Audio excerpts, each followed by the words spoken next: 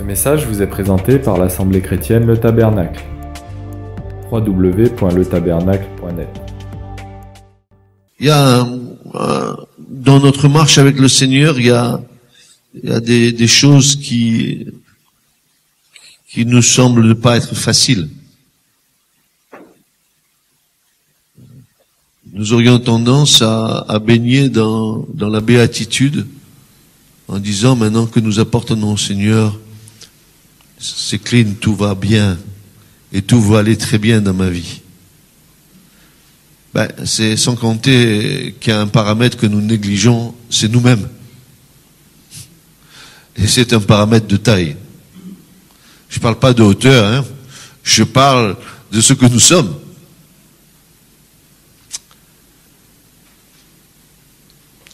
Alors bien sûr, quand nous marchons avec le Seigneur et que nous l'avons rencontré, je n'insisterai pas sur le fait que maintenant il y a plus de complaisance à avoir dans cette fin des temps, où tu es né de nouveau, ou tu es pas né de nouveau. Si tu es pas né de nouveau, ne viens pas me raconter tes salades, j'y souscrirai pas. Si tu es né de nouveau, alors tu marcheras par l'Esprit de Dieu. Si tu marches pas par l'Esprit de Dieu, ne viens pas me pleurnicher parce que je t'écouterai pas.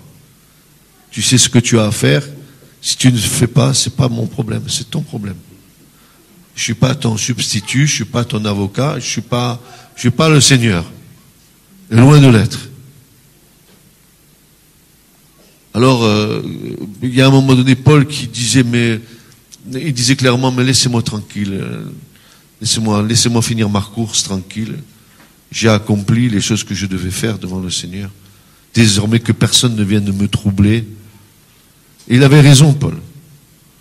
Parce que dans son périple apostolique auprès des nations, je pense que nous n'avons rien vu par rapport à ce qu'il a pu voir lui. Et Paul est un homme de la même nature que nous, ainsi que Pierre et les autres apôtres. On entendait hier la faillibilité de ces apôtres qui disaient à Jésus, mais montre-nous le chemin. Voilà, ils n'avaient rien compris, mais ils étaient avec Jésus. Et bien souvent, nous sommes avec Jésus, nous n'avons pas compris les choses. Et Jésus a dit, mais depuis si longtemps que vous êtes avec moi, et vous n'avez rien compris encore. Peut-être ça fait longtemps que tu es avec le Seigneur et que tu n'as pas encore compris les choses. Même des fois, tu te poses des questions en te disant, suis-je vraiment converti?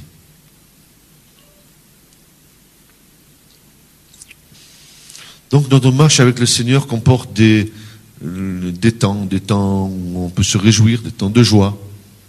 Oui, quand il y a une bénédiction, on est dans la joie, n'est-ce pas? Car Dieu est le Dieu des bénédictions, puis il y a des temps d'épreuve. Des temps d'épreuve, oui. Et un vrai enfant de Dieu n'échappe pas à l'épreuve. Il y a l'épreuve que Dieu met devant nous, l'épreuve que nous mettons nous-mêmes devant nous. Il y a différentes sortes d'épreuves par lesquelles nous passons et nous verrons que dans ces épreuves-là, c'est comme une pédagogie de Dieu pour nous. Je crois que quand nous avons bien compris quelle est notre nature humaine, comme nous avons bien compris que la rébellion qui est dans notre cœur, l'insoumission qui est dans notre cœur, même si nous disons Jésus, Jésus, il y a besoin que le Seigneur travaille nos vies et pour que nous comprenions. Or, l'homme, c'est quelque chose de très compliqué. Vous savez, des fois, il faut qu'on prenne des coups, des baffes pour comprendre. Des fois, on a besoin de passer par des moments de difficulté pour sortir de ces moments-là avec un autre état d'esprit, une autre approche de l'épreuve. Parfois, nous avons de profondes souffrances et des détresses.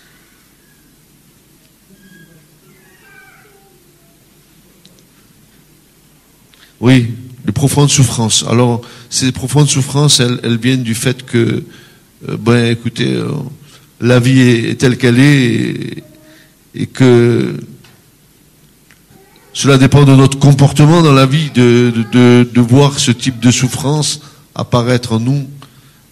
Souvent, nos comportements vont créer des souffrances en nous.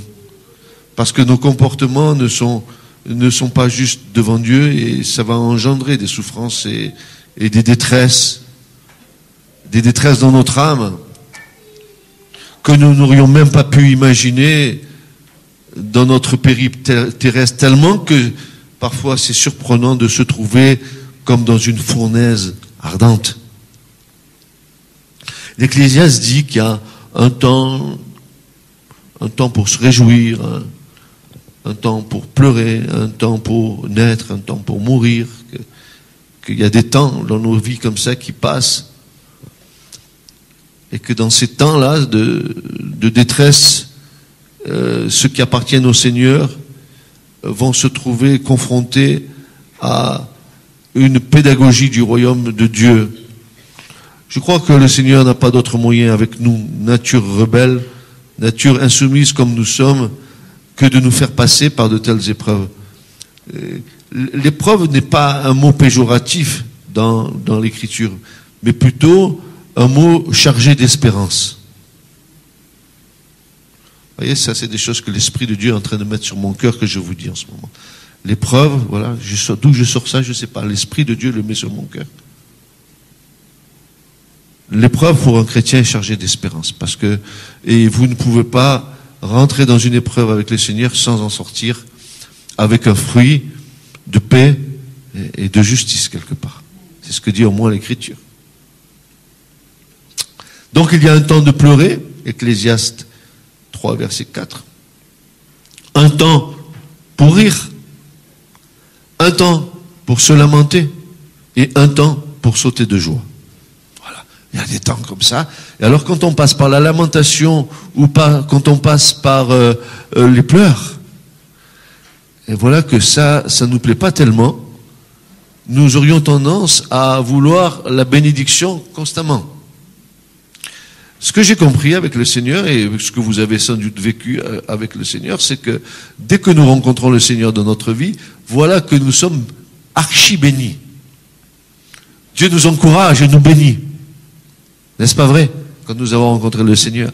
Mais dès que nous commençons à grandir, la bénédiction se fait un peu plus rare pour créer en nous une foi profonde et vraiment hantée dans le Seigneur. La bénédiction, c'est pour les petits-enfants. Après, quand tu grandis, il faut que tu aies des convictions, des choses profondes en toi qui s'établissent. En ce sens, le Seigneur il sait donner les doses à chacun d'entre nous. Il sait répartir les choses d'une manière bonne pour nous. L'apôtre Pierre va nous dire dans 1 Pierre 4, il va nous dire, bien-aimés, et je vous le dis ce matin, bien-aimés, ne soyez pas surpris. Surprise, surprise.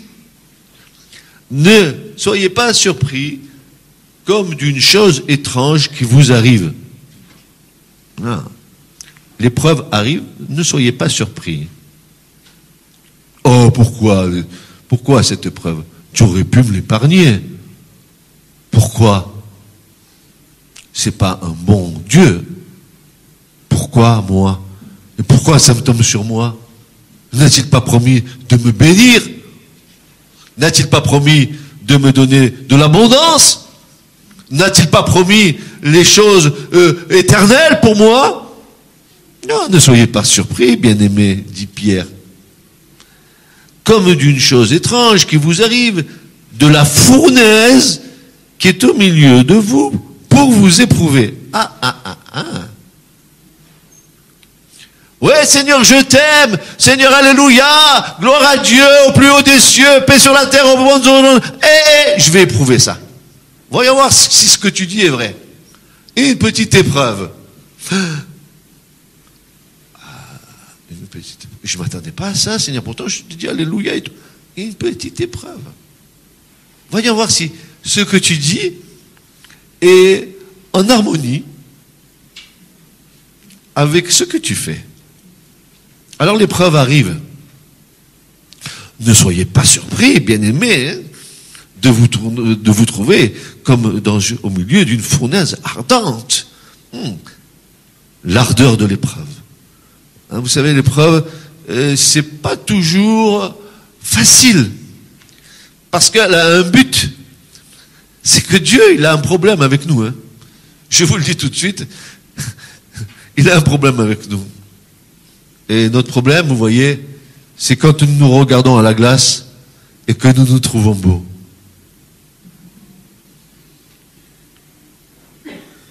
Ouais.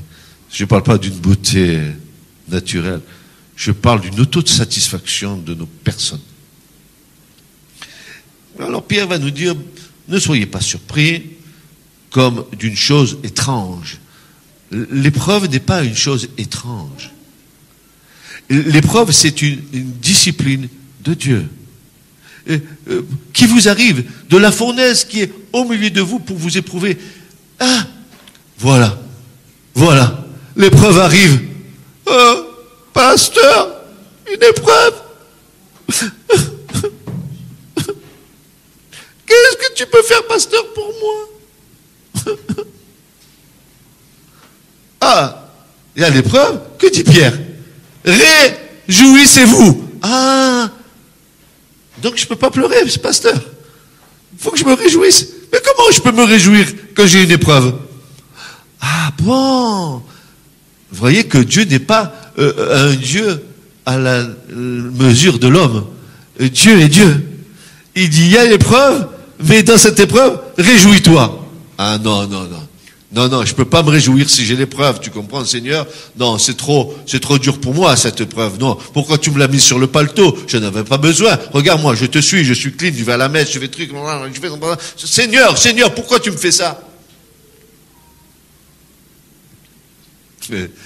Pierre dit, réjouissez-vous au contraire. De la part que vous avez aux souffrances de Christ. Et hier nous avons entendu, et Georges n'est pas là, je ne sais pas où il est Georges, mais nous avons entendu hier que l'onction de Dieu est liée à Christ. Et que l'onction qui est liée à Christ est une onction de brisement. Une onction qui va briser l'homme. Pourquoi? Pourquoi cela? Parce que le Christ lui-même a été brisé. Et tu vas prendre part aux souffrances de Christ. Si tu veux l'onction, il y a un prix à payer. L'onction, c'est pas pour faire des bons.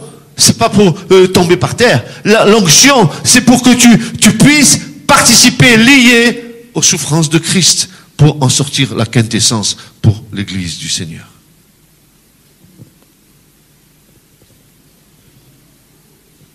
Regardez ce qu'il est dit. Réjouissez-vous au contraire de la part que vous avez aux souffrances de Christ, afin que vous soyez aussi dans la joie et dans l'allégresse. Ah bon? Oui, lorsque sa gloire apparaîtra. Si vous êtes outragés pour le nom de Christ, vous savez, frère, il parle mal pour moi, tout ça, frère, c'est pas possible, pasteur, c'est pas possible, pasteur, c'est pas ci, pasteur, c'est pas là. Quoi? Si vous êtes outragés pour le nom de Christ, vous êtes heureux. Je me rappelle de Fernand Reynaud qui disait cette petite histoire. Heureux. Je suis le petit cantonnier du village. Heureux. Si vous passez par l'épreuve, si vous êtes outragé, vous savez ce qui va se passer? La chair, elle va dire, non! Qu'est-ce que tu me dis, toi? Toi, c'est moi et toi, c'est toi. Mais l'Écriture nous dit, si vous êtes outragé pour le nom de Christ, vous êtes heureux, parce que l'Esprit de gloire, l'Esprit de Dieu repose sur vous. Amen. À cause de l'Esprit de Dieu, nous pouvons passer les temps d'épreuve. Écoutez bien, si vous n'êtes pas passé par des épreuves dures et violentes avec le Seigneur, c'est que il y a une expérience que vous devez faire. C'est quand tu es le plus démuni, que tu te sens le plus nul, le plus nu dans l'épreuve, que tu n'as rien à espérer de toi, que tu n'as rien à espérer des autres, que Dieu peut agir. Tu comprends? Que Dieu peut agir. Que tu n'as rien à attendre de ton pasteur, rien à attendre de ta voisine, rien à attendre de ton frère et de ta soeur. Quand tu n'as plus rien à attendre de qui que ce soit, alors là, tu vas te tourner vers le Seigneur. Et c'est là le bon réflexe.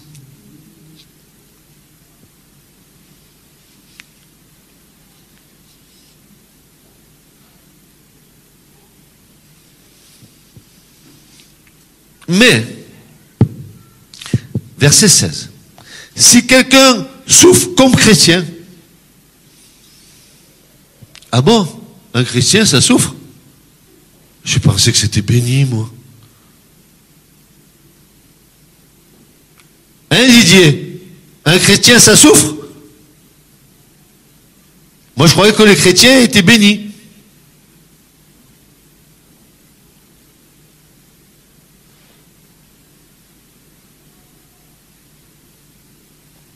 Mais si quelqu'un souffre comme chrétien, qu'il n'en ait point de honte, et que plutôt il glorifie Dieu à cause de ce don. Mais c'est impossible à la chair, ça. Oh, comment tu peux glorifier Dieu alors que tu souffres comme chrétien? Écoutez, les souffrances d'un chrétien sont plus grandes que les souffrances des gens du monde. Tu sais pourquoi? Parce que le monde, c'est monnaie courante qu'on se dise le mal les uns des autres. Mais dans l'église du Seigneur, alors qu'on devrait se bénir les uns les autres, qu'on devrait se supporter les uns les autres, qu'on devrait s'aimer les uns les autres, et que tu entends des paroles méchantes, des paroles de vexation, des fausses paroles qui te font mal au fond de ton cœur, qui ne sont pas vraies, parce que ces personnes-là, elles le disent avec la chair. Je crois qu'il y a plus de souffrance dans le corps de Christ que dans le monde.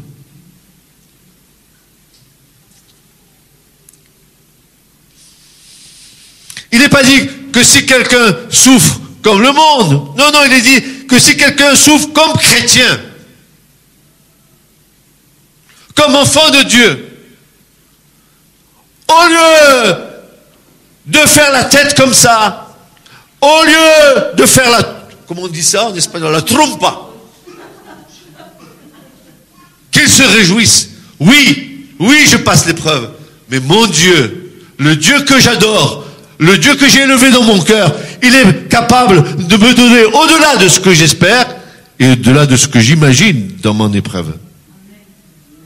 Mais si je m'enferme dans le carcan de mon épreuve, je suis en train de mourir et de me miner jusqu'à la moelle des os. Je suis plus dans la paix, je suis plus dans la tranquillité, je suis dans l'agressivité, je suis dans... Mon Dieu, mon roi. Si quelqu'un souffre comme chrétien, mais tu souffres quoi? Je vais te dire une chose.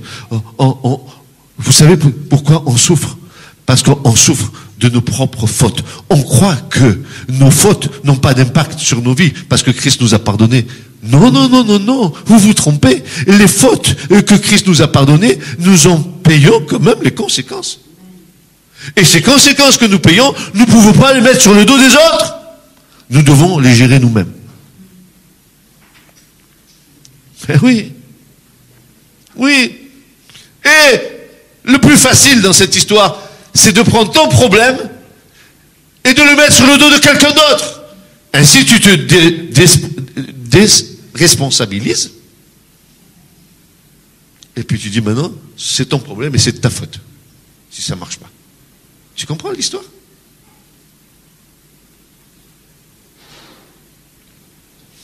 Bon. Si quelqu'un souffre comme chrétien, qu'il n'en ait point de honte, et plutôt qu'il glorifie Dieu à cause de ce nom. Car c'est le moment où le jugement va commencer par la maison de Dieu. Or, si c'est par nous qu'il commence, quelle sera la fin de ceux qui n'obéissent pas? Quelle sera la fin de ceux qui n'obéissent pas? Ceux qui n'obéissent pas. Il est bien question de chrétiens qui n'obéissent pas. Quelle sera la fin de ceux qui n'obéissent pas? Si le jugement commence par la maison de Dieu, quelle sera la fin de ceux qui n'obéissent pas au Seigneur?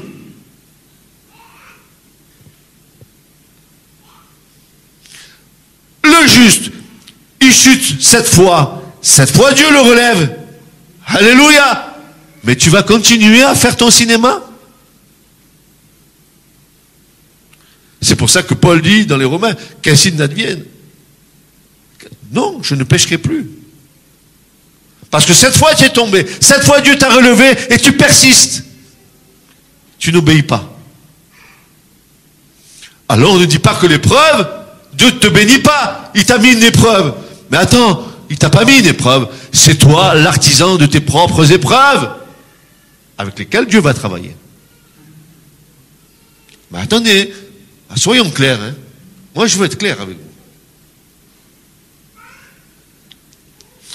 Frères, sœurs, l'épreuve est comme un sceau de la grâce de Dieu. Et c'est fort, ça. L'épreuve, c'est comme un sceau de la grâce de Dieu. Un chrétien qui n'est pas éprouvé n'est pas un chrétien. Il n'est pas né de nouveau. Je te garantis que c'est vrai ce que je suis en train de te dire. C'est pas possible. Tout chrétien, tout enfant de Dieu est éprouvé dans sa vie. Tu sais pourquoi? Parce que l'épreuve, elle va t'amener à faire disparaître en toi les choses qui ne sont pas agréables à Dieu. Nous ne comprenons pas toujours les chemins par lesquels nous passons. Cela nous semble étrange, car il y a une fausse conception de la grâce en nous qui nous ferait dire maintenant que nous sommes au Seigneur, nous avons affaire au Dieu des bénédictions et nous nous attendons d'une manière certaine que nous soyons constamment bénis, vivant dans une vie de délices, en partie vrai, en partie faux. C'est pas vrai. En partie vrai, en partie faux. Dieu veut nous bénir. L'intention de Dieu, c'est de nous bénir. Et je vais vous dire une chose. Plus nous sommes dans l'obéissance, et plus la bénédiction, vous savez, vous la sentez, elle arrive. Elle est là. Je vais même vous dire une chose. Dans la bénédiction, vous aspirez à quelque chose qui serait utile pour vous. Vous aspirez à quelque chose que vous voudriez avoir, non pas pour jouir de ce bien matériel, mais parce qu'il est utile pour votre vie, eh bien vous êtes sûr que ça va se réaliser. Parce que si vous marchez dans l'obéissance, Dieu veut vous bénir. Combien? Au centuple sur la terre. Au centuple sur la terre. On continue. L'évangile de la grâce nous amène très certainement à une félicité éternelle, mais notre temps terrestre est un temps de préparation pour l'entrée dans le royaume. Tu ne rentres pas dans le royaume avec ta masse charnelle. Tu le comprends bien. Le péché ne peut pas rentrer dans le royaume de Dieu. C'est pour ça que tu te fais des illusions sur ta silhouette, sur tes vêtements, ton apparence. C'est qu'illusion. C'est illusoire. Tu ne trompes pas Dieu. Dieu regarde au cœur.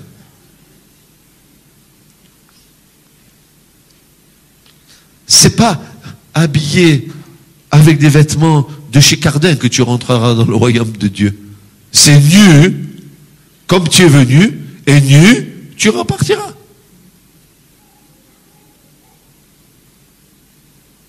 Même pas avec le parfum que tu as acheté là-bas hier.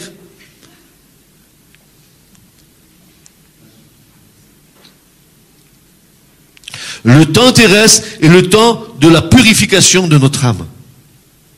Notre âme est le réservoir psychique de toutes nos émotions, de toutes nos affections, de nos colères, de notre intelligence humaine, etc. Cette partie de notre être a besoin d'un assainissement.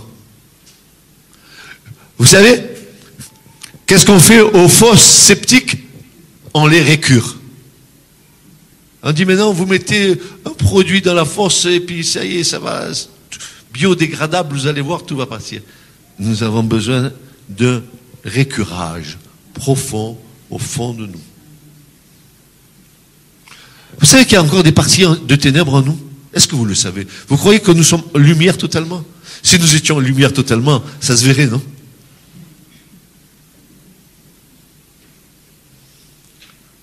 Et à quoi on voit la lumière chez une personne? Ah, voilà une bonne question. À quoi? Ah, il a compris, lui. Il a tout compris, mon frère. Au regard.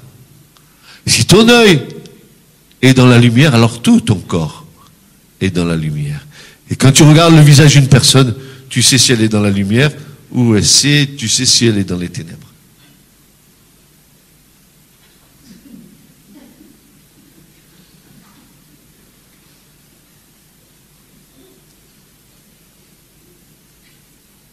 Voilà la différence. La différence, c'est que nous savons que Dieu veut faire de nous des enfants de lumière.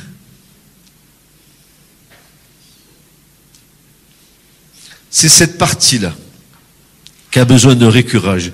C'est cette partie-là qui a besoin d'une visitation du Seigneur par le Saint-Esprit. C'est là, et dans cette partie-là, que Ève a chuté. C'est cette partie-là qui nous joue les plus mauvais tours, car elle est soumise au péché adamique depuis l'origine de la création. C'est la partie de l'âme qui, depuis la création, nous pose le plus de problèmes. Nos sentiments, nos façons de gérer les événements par nos sentiments, c'est le plus grand piège qui puisse exister chez l'homme et chez la femme. Et c'est le plus grand piège des chrétiens. C'est là le piège. Nous avons besoin que le Seigneur mette sa lumière sur nous.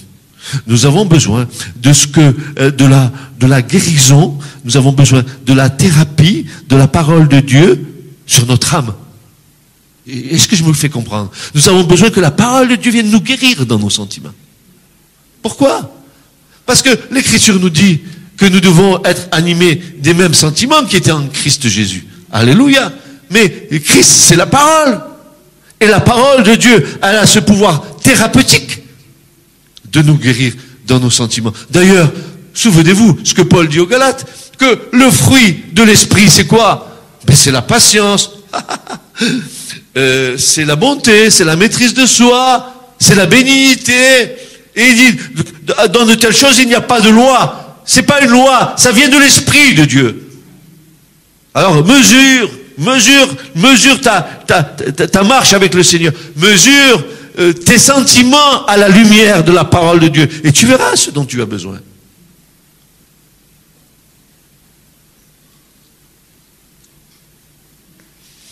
C'est pour cela que l'œuvre de la grâce est la séparation entre notre esprit régénéré par l'Esprit Saint et notre âme. La parole de Dieu a la puissance pour faire cette œuvre de séparation, cette œuvre de restauration de la partie psychique. Vous savez, tous ces problèmes que nous avons emmagasinés, même nos erreurs, nous en faisons des prévaloirs à nos positions. Même nos erreurs, nous nous réfugions derrière nos erreurs pour dire, mais non, on n'est pas responsable dans tout ça. Ça veut dire que il y a une espèce de théologie chrétienne qui dit, c'est pas Dieu. Et non, c'est Dieu ou c'est le diable, mais c'est jamais moi. Saint Francis, l'enfant Jésus. C'est jamais moi. Ou c'est le diable, ou c'est Dieu. Mais c'est jamais moi. Moi, je suis fautif de rien. Oh, Dieu, il n'a pas fait, mais le diable aussi, il a fait. Et puis moi, là-dedans, je me suis tourné les pouces.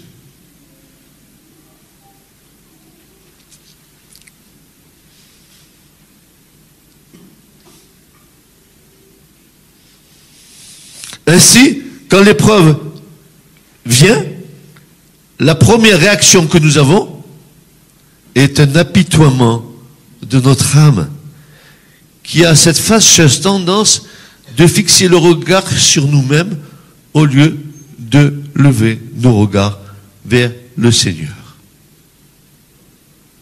Ça, c'est l'âme. Cette première réaction n'est pas bonne car elle nous fait rentrer dans le labyrinthe de nos pensées. Elle nous fait rentrer dans le labyrinthe de nos raisonnements humains. C'est le langage de l'âme. Et c'est là que doit intervenir la foi triomphante. Quelle est la réponse à tout ça? Ben c'est la foi. J'ai un problème. La réponse, c'est la foi. Ah bon? Je crois que c'était le pasteur qui devait prier pour que ce problème il s'en aille. Mais dis donc, tu crois que le pasteur il a une foi comme ça pour tout le monde? Et où est ta foi? Où est ta foi?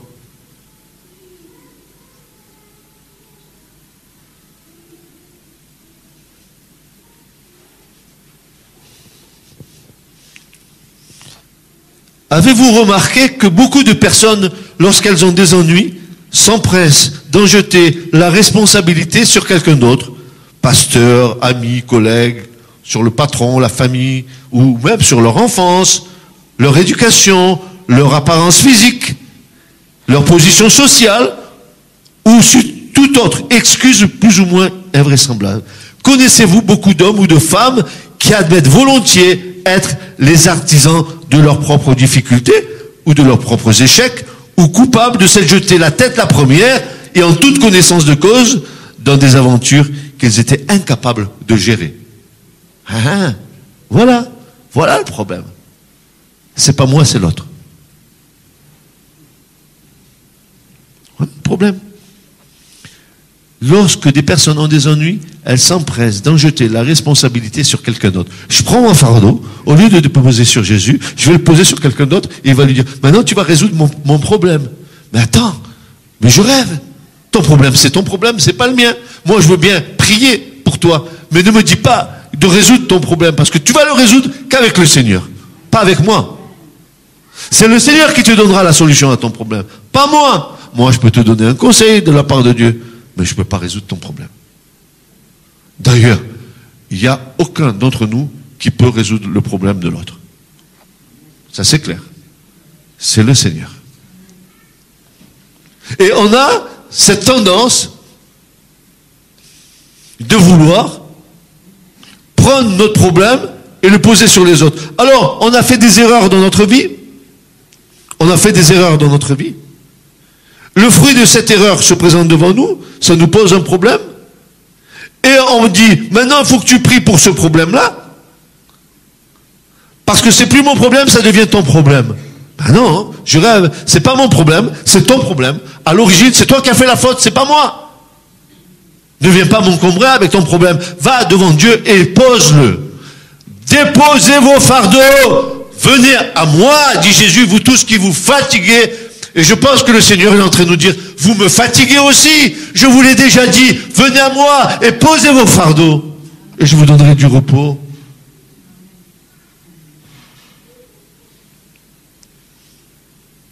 Oui, vous me fatiguez, dit le Seigneur. Et à un moment donné, il le dit dans le prophète Malachi, vous me fatiguez, avec vos fêtes, avec vos trucs, avec vos machins. Vous me fatiguez, dit l'Éternel. Bien sûr qu'on le fatigue. Parce qu'il nous donne la solution, et on n'en veut pas. On cherche des solutions parallèles. Mais ça ne peut pas marcher.